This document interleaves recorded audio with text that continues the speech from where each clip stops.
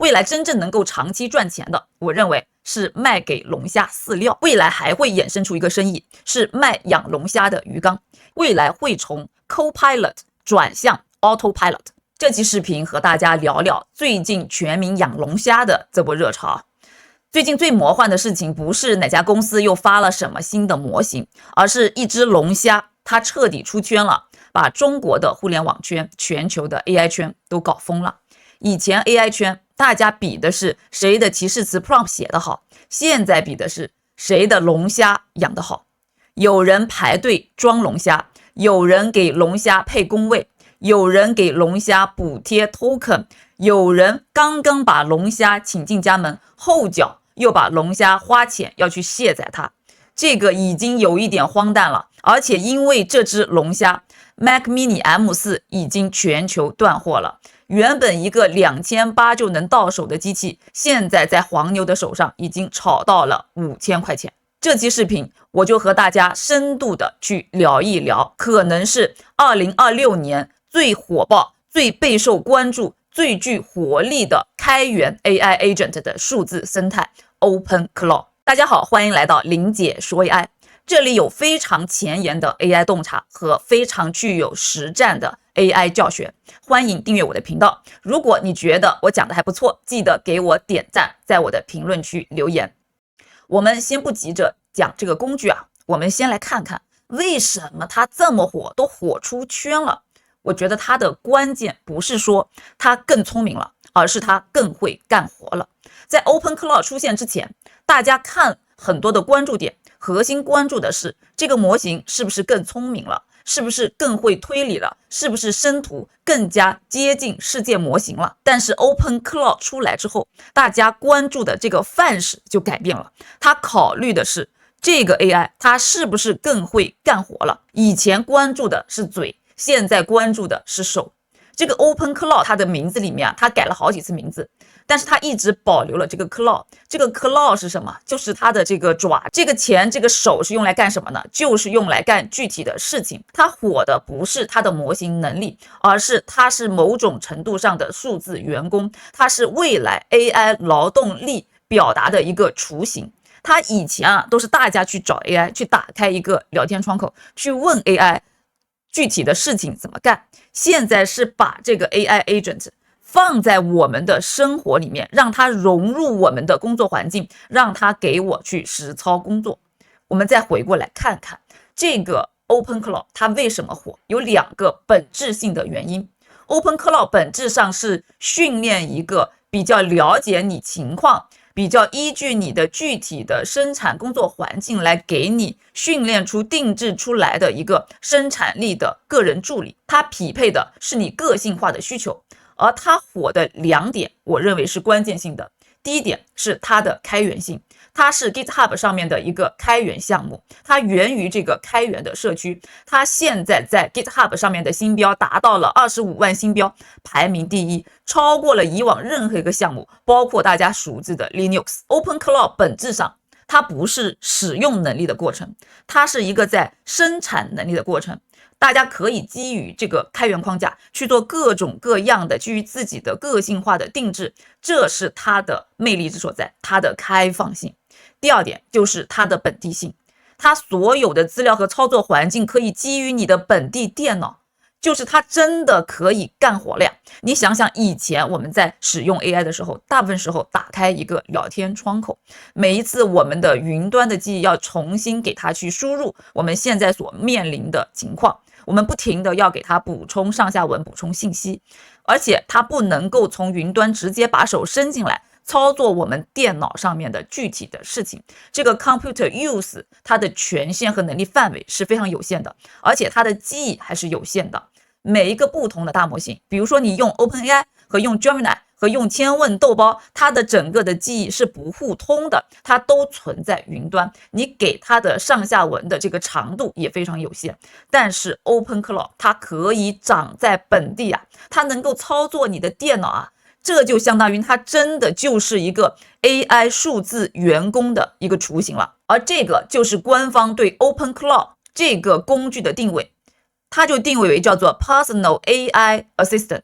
它可以跑在你的设备上，接入你的聊天入口，接入你的工具。但同时啊，大厂一上场，这个事情就变了。大家能想到的互联网的头部企业，基本都出了自己的虾。大家看到的这张图就是主流大厂基于 OpenClaw 龙虾框架做的产品，基本所有的主流大厂全部入场了。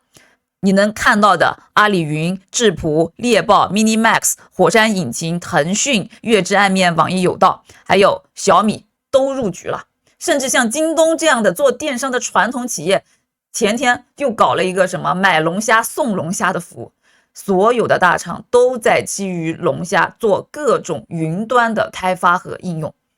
其中受益最大的当属腾讯。可以说龙虾是真的把腾讯在 AI 这个领域救活了。之前腾讯在 AI 领域一直做的不温不火，包括春节的这个元宝活动做的我觉得是没有什么价值的，但是龙虾一来，腾讯的龙虾火了，因为腾讯它本身的 QQ 和微信有巨大的这个本身的这个 IM 的用户啊。马化腾在自己的微信朋友圈发，我要搞一个龙虾矩阵，微信虾、企业虾、个人虾、云端虾、私有虾、垂直行业的虾，搞一个全新的龙虾矩阵。而且它接入的都不是单纯的接入企业微信，连个人微信都接入了。因为腾讯是实实在在的从这一波龙虾框架云产品的开发中受益了。他搞的2个产品，现在2个团队都在搞啊，一个叫做 QClaw， 还有一个叫做 WorkBuddy，还是叫 WorkBuddy。这2个产品一经推出，腾讯的股价应声上涨。现在这些大厂拉开的态势和阵仗啊，有移动互联网该开始的那个味道了。他们比的并不是说谁先抓到龙虾，而是说谁把这个龙虾拴到自己的码头。他们抢的是入口，抢的是部署，抢的是生态，抢的是任务的归属权。而为什么这波龙虾的热潮在中国这么炸呢？因为中国有天然的优势啊。第一，中国的模型相对便宜；第二个，它的入口很强。你想想，腾讯的微信和 QQ 有多少生态用户？第二个，地方上政府肯补贴，这一次地方的补贴比资本还要来得快。以前的情况下是资本先跑出来，把这个业务跑出来之后，地方政府再出台相应的配套。这一次地方政策的补贴来得更快。无锡3月9号发了养龙虾12条，单项最高500万。杭州在2月28日喊出了要做 AI 第一城。余杭3月3号喊出的是要做第一城的核心承载地。深圳的龙岗也为养龙虾的个体提供了各种的配套服务。国家的操算中心喊出了1000万 token 的龙虾预算的支持，而用户端在卷各种各样龙虾端的应用。这个事情在中国的互联网端是特别的火爆。国家放 token， 城市放补贴，抢 AI 第一城的名号。大厂在抢入口，用户在抢机器，并且这个龙虾也开始进入物理世界。在2026年3月5号 OpenClaw 的一个官方博客里面介绍了 Dimensional 将 OpenClaw 接入了语数的 G1 的人形机器人，并且引入了 Agent Memory。 这个能力呢，在官方的表达是说，它就让这个 Agent 不只是理解文本和屏幕，也就是我们自己日常操作的 Computer Use， 而是要进一步去理解空间位置和时间事件。相当于 OpenClaw 已经借助这种具身智能，开始进入更加接近我们日常生活的这种物理世界了。OpenClaw 从文本到桌面到消息再到空间，它的想象力的范围越来越大，也是它能够席卷各行各业不同年龄层次，在中国形成这么一股养虾热潮的一个非常核心的原因。另一方面呢，这波热潮也引发了一些争议。OpenClaw 的创始人 Peter 最近就发帖表达了一些他的不爽。他在帖子上面还是比较克制的，暗搓搓的说，中国的某些互联网公司就是直接抄他们的生态数据内容，但是却没有反哺给到这个项目一些贡献。其实这个就是开源生态和商业平台之间的碰撞。Peter 的整个的表达还是比较克制的，只是下面的留言网友可不管，就说的比较露骨啊。我知道你说的就是腾讯那家公司，这家公司一贯如此等等。大家有兴趣啊，可以去看这个原文的留言啊，还是挺有趣的。很多人说，哎呀，你今天踢到铁板了吧？这个，他就是这样子的。在国内一贯如此，巴拉巴拉很多这种留言很有趣啊。其实如果说是在美国的话啊，就是确实是可以告他的，他相当于是直接的copy。但是我觉得 Peter 他也是没有这个心情去干这个事儿的，他会把自己的注意力放在更加重要的事情。而且说句实话，个人和公司的法务去 PK 去纠结这个事情，最后会被搞得很烦，而且往往去打不过嘛。如果他真想干这个事儿，如果他不在美国，他其实也可以去香港啊去告他的。但是我觉得一般来说，大公司他们之间是有这个默契的，表面上大家剑拔弩张的，实际上就是我们是有某种默契的。这个所谓的剑拔弩张不过是演的，或者就像某种情况下啊，大家就是直接拿钱把这个事和解掉。大家很多的精力还是会放在生产任务和放在整个的公司增长上面，个人和公司法务去做这样的 PK， 从时间精力和最后的收益上啊，就是并不合算，除非你是为了某种其他的目的。再说回来啊，就是这个是一个小插曲啊，就是我们看到的它的本质是什么呢？就是表面上它是在抓数据，但更核心的是这些大厂它是在抓生态。上一代移动互联网时代热战的时候啊，大家是在操页面；这一代进入 AI 平台时代，大家开始抄生态，在抢 skill、抢 workflow、抢入口、抢任务。而 OpenCloud 的创始人呢，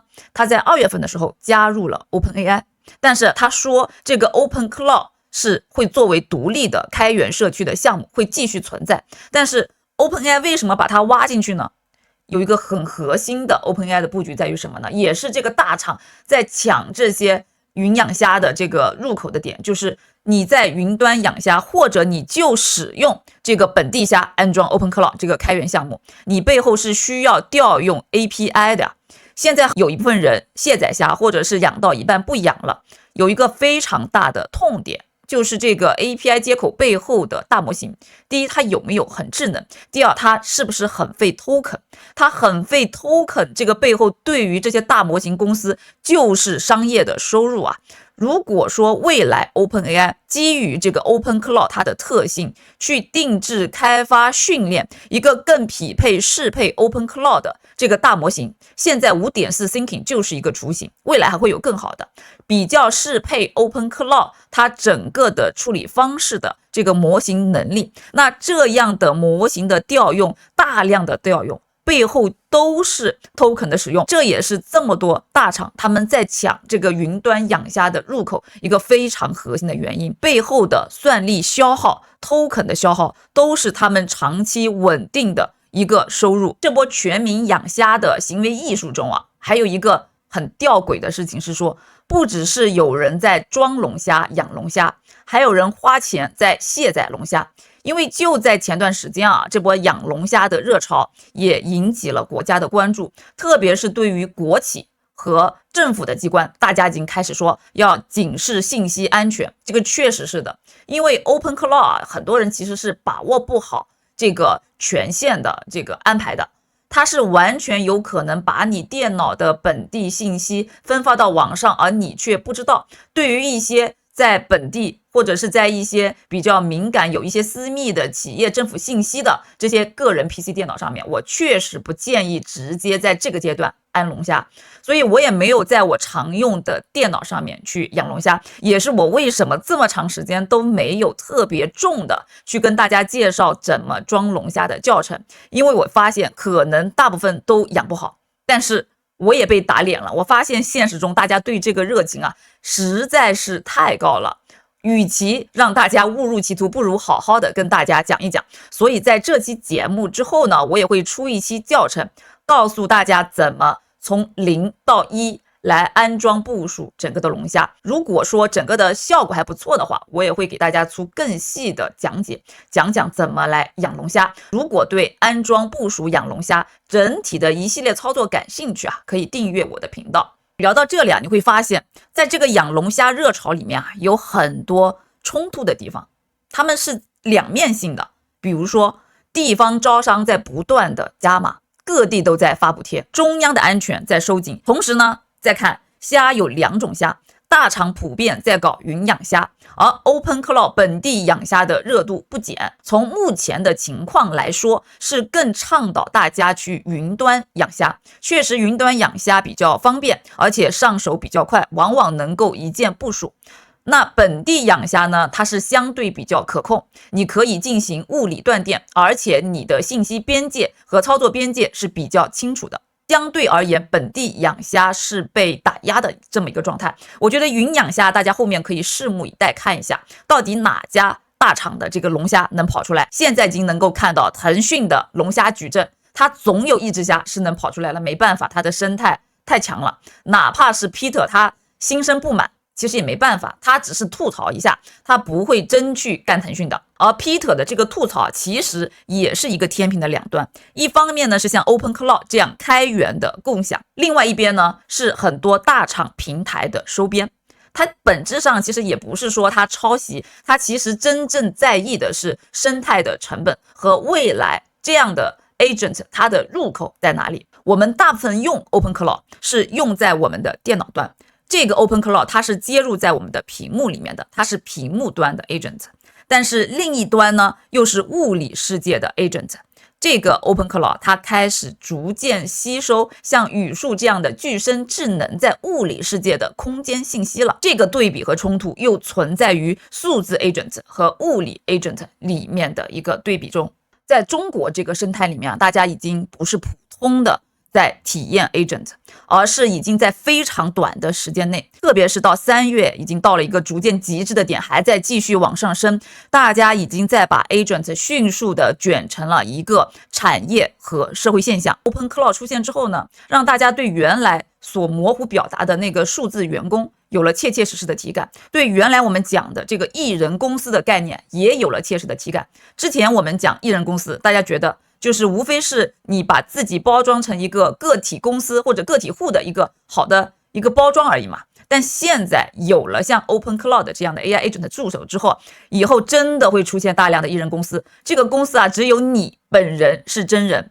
你下面雇佣了一堆员工，都是你的龙虾数字员工。像这样的数字员工的出现，真的会继续冲击我们的就业市场。那天我看了一下麦麦的一个2026年的这个就业报告的数据， AI 类的岗位还在持续的稀缺，像高端的岗位，像 AI 科学家或者一些研究员这样的岗位，他们的月薪还是很高。像 AI 科学家最高月薪平均达到16万，普通的这种 AI 的研究员，他的月薪可以达到7、8万这样的程度。普遍的需求包括实习岗位都把对 AI 的技能作为一个必选项，而随之而来的是什么呢？那些普通的岗位、基层的岗位未来都会被像 OpenClaw 这样的数字员工所替代。以后我们的在公司里面的组织结构就不再是传统的金字塔型了，可能就是哑铃型的，一侧是高端的岗位，另外一侧是数字员工，中间的中层管理者都是要被裁掉的对象。虽然大部分人都在讲怎么装龙虾，但是我更想讲的是怎么养。其实养龙虾的过程啊，才是更加考验你的能力和智力投入的，也是真正的在提升你的生产能力的过程。因为养龙虾的过程，它不是在使用能力，而是在生产能力，它是在造一个数字员工。很多人觉得很难，很正常。你想，你这不是在普通的玩工具了，你是在养一个系统，养一个符合你需求定制化的个性化系统。其实这是一个非常完整的方法论的，你需要有总控，有路由，有审计，有固化，有验收，最后完成封装。其实这个养龙虾的过程你要做好并不容易的，它是非常有知识门槛的。所以我对于有些用户要盲目的去抢 Mac mini M4 赶紧去养龙虾，我觉得没有必要那么着急啊，可以稍微等等。如果你真的对这个技术有热情啊，非常想体验，我觉得可以看我下期视频，如何从0到1，从这个新买的这个 Mac mini M4 开始装龙虾开始跟大家一步步去做啊。其实养龙虾是一个比较复杂，也是一个比较长期的事情。这一波呢，有一些生意就是安装龙虾和卸载龙虾，可以赚一波一次性的钱。我判断未来啊，这个安装和卸载应该会变得越来越丝滑。未来真正能够长期赚钱的，我认为是卖给龙虾饲料，模型是龙虾，而流程和提示词实际上是给龙虾的饲料。特别是我长期调试出来的提示词，大家可以开封即用，而且我给了这个龙虾很好的饲料之后，它能很好的去长出自己的血肉，而且我提前把这个子 agent 配置好，里面配了审计规则和行业的这个针对性的 task 的流程和比较高通过率的这个 skill 组合，这一套组合拳就是我卖给龙虾的饲料。而这种可以复用、可以出售、可以套餐化的喂法，我觉得从长期来说是非常有价值的。提供高质量的饲料，再按照科学的喂法养出符合你的行业需求和每个人的个性化需求的龙虾，这个在未来我认为是一个好的生意，也是一个长期的生意。未来还会衍生出一个生意，是卖养龙虾的鱼缸。很多人认为OpenClaw 的竞争点是 Agent 本身，但是它的可视化的前端审批流，包括权限的治理，还有多 Agent 的调度，还有成本的监控，这一套的生态系统也非常的值钱。你想想，如果你要养龙虾、养鱼，那你是不是需要配套的氧气系统、水循环系统，还有治理的修护系统？这次大家最直接的体感就是 Mac Mini M4 给抢疯了，实际上它就是龙虾的硬件系统嘛。那跟它类似的以后 OpenClaw 它所需要的是一整套完整的生态体系，包含了它的可视化管理、任务的治理、运维的系统、安全的边界、进度的可视化，还有成本的监控等等，这些都是养龙虾的周边，也就是我这里把它比喻成鱼缸这个鱼缸也是一个巨大的生意点。我给大家讲了饲料的概念，讲了鱼缸的概念，是不是大家更能够理解养龙虾并不是把它装上就完事了，而是要把它纳入一个持续迭代和持续治理的闭环，它是有一个 SOP 的。针对这种新的 agent 时代的 SOP 我自己现在觉得它的整个流程可能会包括以下几个方面，它也是这个流程也是不断迭代了，包括了采集、讨论、裁决、固化、验收和投产。这里我说的每一步都有很多的工作要细化具体的去做，这些都是养龙虾的整个的 SOP 的 agent 流程，所以养龙虾没有那么简单。这波龙虾热我觉得已经不是单纯的工具热了，它实际上是 AI 劳动力在全社会的预演。各种网友就想出了各种脑洞大开的玩法。有个网友就让他的龙虾给各种各样的主播打赏，他说只要打赏50块钱一虾，你不要问，你觉得喜欢你就去帮我打赏，然后打赏完了之后呢，私信约这个主播。这个龙虾已经帮他的主人约了4、5个主播，成功约出来见面了。那这样的约会龙虾有了，是不是以后有相亲龙虾、面试龙虾？有的政务系统也开始用龙虾了，极大的提高了他们整个政务系统处理业务的效率。另外这个龙虾呢，你天天给它输入你的意识，输入你的偏好，它会越来越了解你，可能它会带你去干一些事儿，比如说悄咪咪的去看这些18禁的网站，这都是完全有可能的。以前是防火、防盗、防闺蜜，以后是防止 agent 龙虾怎么把我们的家给偷了。从我的角度来理解，以后真正值钱的、真正具备商业价值的，倒不是这种单个的 agent、单个的 OpenClaw， 而是整条的能力生产线，整个的 agent 矩阵，未来会从 Copilot 转向 Autopilot。怎么理解这个和之前红杉资本的一个合伙人他抛的一个最新的观点也是一致的，就是之前做很多 AI 工具的这个创始人可能都会有这么一个疑虑，或者他会觉得有一个达摩克利斯之剑悬在头上，就是如果说下一代的 Cloud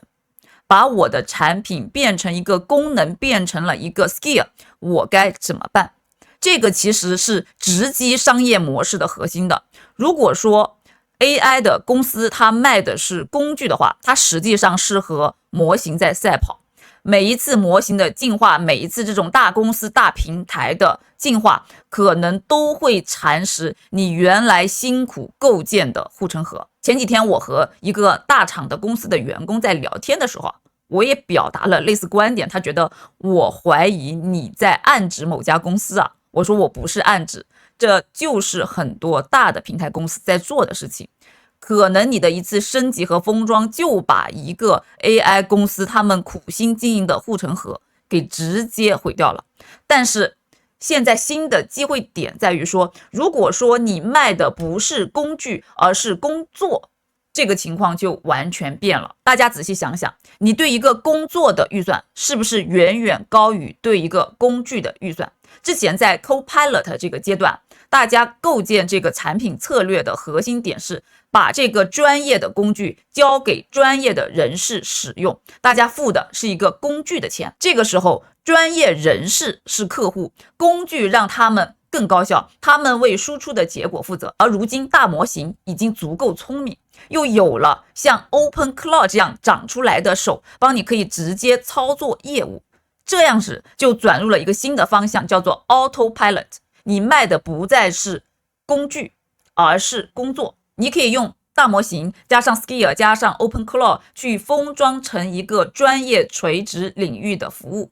比如说一个法律服务的 agent， 你不再卖给律师，你直接把它卖给需要起草合同、需要法务服务的这家公司。再比如说一个保险类的 agent，你不再把它卖给保险的经纪人，而是卖给需要买保险的 CFO。 客户购买的不再是工具，而是结果。而这样形成的冲击，当然是对那些曾经的专业人士，包括律师、保险经纪人，都会对他们现有的工作形成冲击，他们的工作都可能被这样的 AI agent 所替代，而他们所转向的所需要走的方向应该就是走 OPC， 他必须把自己的能力封装成一个非常具备垂直领域 skill 的，具有 OpenClaw 这样现实处理能力的这么一个 agent。 未来会走向从 Copilot 到 Autopilot 这样的演进化的革命。在 Copilot 的阶段，这个 AI 它是副驾驶，你还是把控方向的。在 Autopilot 这个阶段，你只提出需求和目的，中间的执行规划的阶段全部交给 AI， 最后用你的专业能力来验收和判断审查最后的结果。这个时候整体的规划，整个的 pilot 驾驶这个阶段是交给 AI 的，你只负责目的和结果的判断。以上是我关于 OpenClaw 这波热潮的一些观点啊，絮絮叨叨其实也没有完全讲全。如果有机会的话，可以跟大家开个直播互动聊一下，我觉得可能更有意思。如果感兴趣啊，大家可以在我的评论区留言，讲讲你对养龙虾的心得和想法。这期视频我们就先聊到这里，我们下期再见啦。